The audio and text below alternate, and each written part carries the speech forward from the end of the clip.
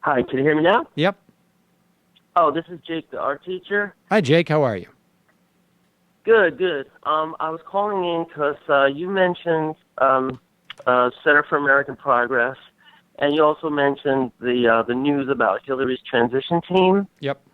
And so I wanted to point out, I'm a teacher, and the teachers were kind of up in arms. They booed Hillary when she made a mention in a speech about charter schools, and I wanted to point out that one of the people named to her transition team is a woman named Ann O'Leary from Center for American Progress, and this is a lady that.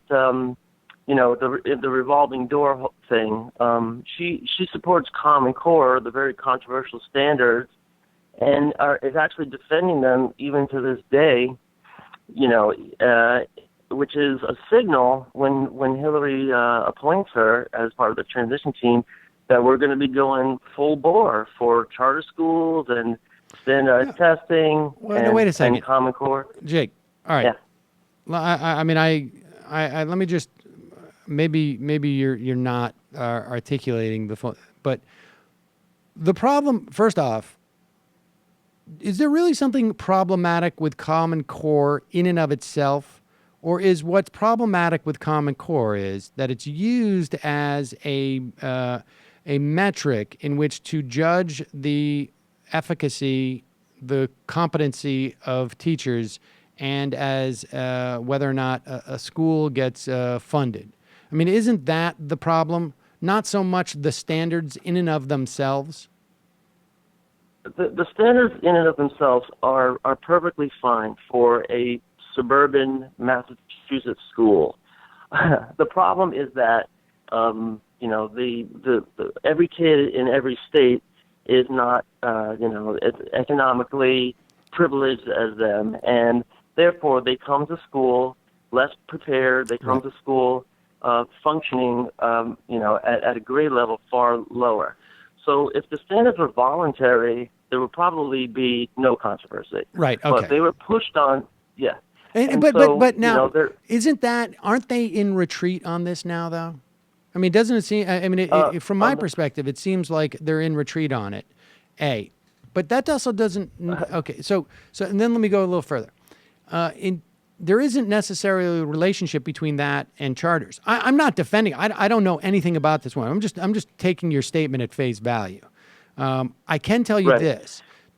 Tomorrow on the program, we're going to run the interview I did with, I think his name is Dan Montgomery. He is the vice chair or vice president of the AFT, the American Federation of Teachers. And and I'll tell you, I was very encouraged after talking to him. He was a lot more frank than anytime I've talked to Randy Weingarten. He was willing to say some things that I was sort of a little bit surprised that he said, like things like, yeah, we got right out in front and endorsed Hillary Clinton. This is from the convention. But that was because we didn't realize that Bernie Sanders would be doing so well early on. And but nevertheless, that's nice. Yeah, that's nice to admit. And he also was very specific. He said, without reservation, that he thinks that Hillary Clinton is going to be significantly better on education than Obama was. And this is a guy who came from Illinois, who had some real problems with Arne Duncan. So I think there are. Well, I'm going to talk about the transition team in a minute. I don't. I don't think that one can garner that from the transition team. I think there are some other issues with the transition team that are indicative, but I wouldn't be so. I'm not convinced. Let's put it that way. That's going to be a problem. In the same way. It's not too much, because education was taken out of this election, out of the primaries and out of the debates, because both unions endorsed Hillary so early. We really haven't had a chance to go over this, but I agree. I agree. the bar for Hillary to be better than Obama on education is very low. Yes. Obama is considered, worse than Bush, believe it or not. And and so I mean that's backed up by Race to the Top, which is kind of a version of No Child Left Behind on steroids. So and you're right that they did back off of Common Core on the federal level, but it depends how you look at it. You could also say that taking away the federal mandates just turns it over to the states, and now you have 50 times the headache because Common Core is now going to be battled individually in every state. And Ann O'Leary went to the Democratic Convention in Philly talking about how great the Common Core was, even after all this. Okay, but my point is if it is up to the states at this point, Ann O'Leary is not that relevant in the conversation.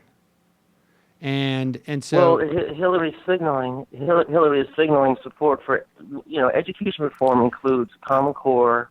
Ann O'Leary has been working with her, if I'm not mistaken. I think was her chief of staff when she was the no, I think even before then. I think was it O'Leary? Was she the one who was when she was first lady, or when she was a senator? I mean, when she worked in the Clinton administration first, and then when Hillary became the senator for New York, she was her top aide, and ever since then she's been her chief education advisor. Okay, well. Yeah, that is. That part I didn't realize. So it's just something to look out for because education really does not get too much ink and talk. So if you are in the biz, it is concerning. Worrisome. I mean, all right. Well, fair enough. Yeah, fair enough. Yeah. We'll talk more about that coming forward. And maybe I'll see if I could call in tomorrow. I mean, you don't take calls during an interview, but maybe discussing Dan Montgomery tomorrow. That sounds interesting. Yeah, listen to it. I'm not going to be here, but it's a pre-tape. Michael will be here in the fun half. But listen to it. I'd love your feedback when I get back. Appreciate it. Great. Also, hello you. I'm Sam Seder. Looking for smart progressive talk that is occasionally amusing? Well, subscribe to our YouTube feed, subscribe to our podcast, like us on Facebook, and just generally enjoy us.